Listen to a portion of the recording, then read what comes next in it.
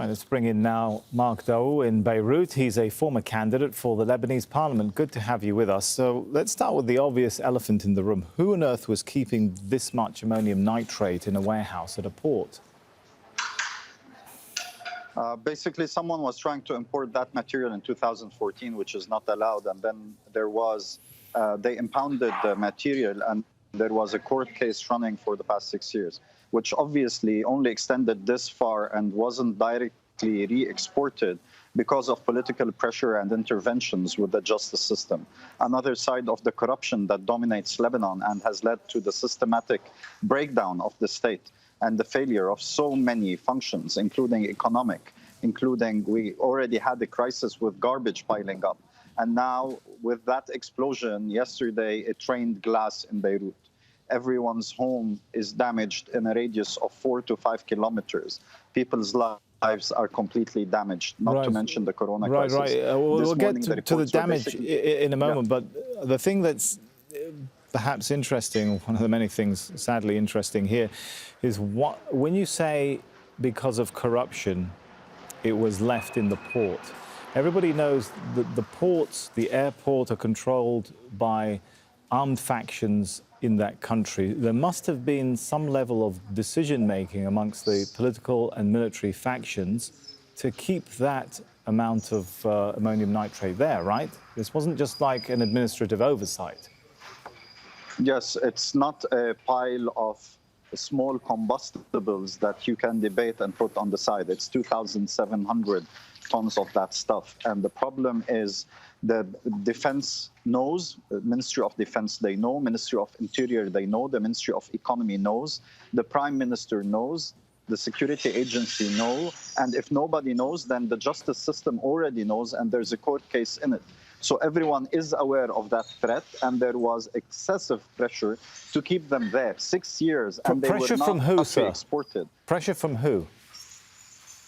Pressure from the political entities and the people covering those who tried to import ammonium nitrate into the country under the pretext. Who was trying to import this? Is that a matter of public knowledge and court record?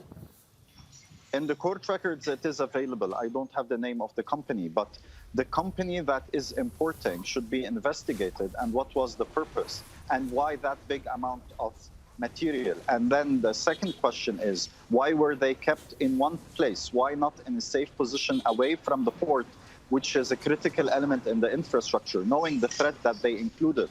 And why weren't they directly re-exported? Why were they impounded for 6 years and no one was capable of taking action?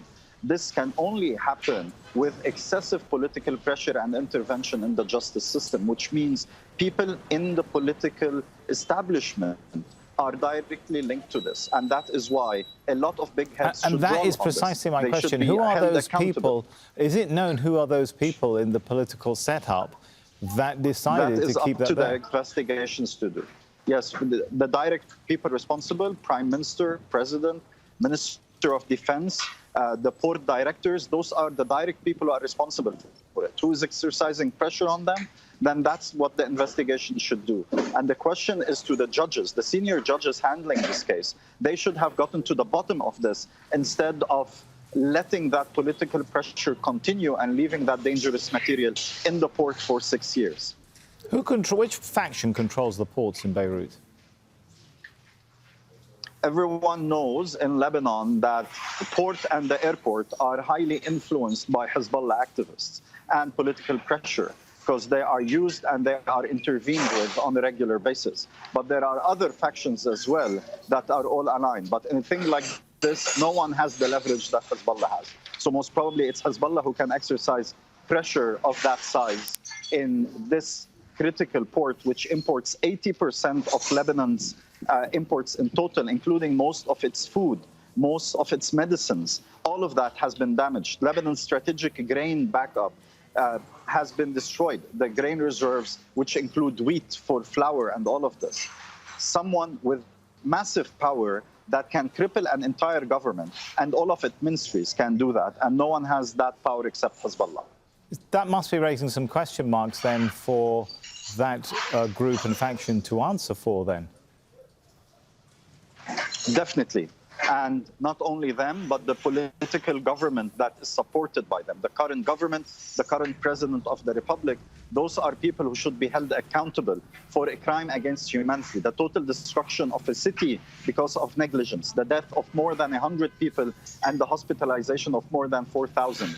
Today, the hospitals have been calling for in distress because their morgues are full. There are no places to put the dead bodies in the hospitals of downtown Beirut. They're starting to move dead bodies to other hospitals around the country. This is mass murder committed by the negligence and the political interest of a few who are creating the political power in this country and abusing its people.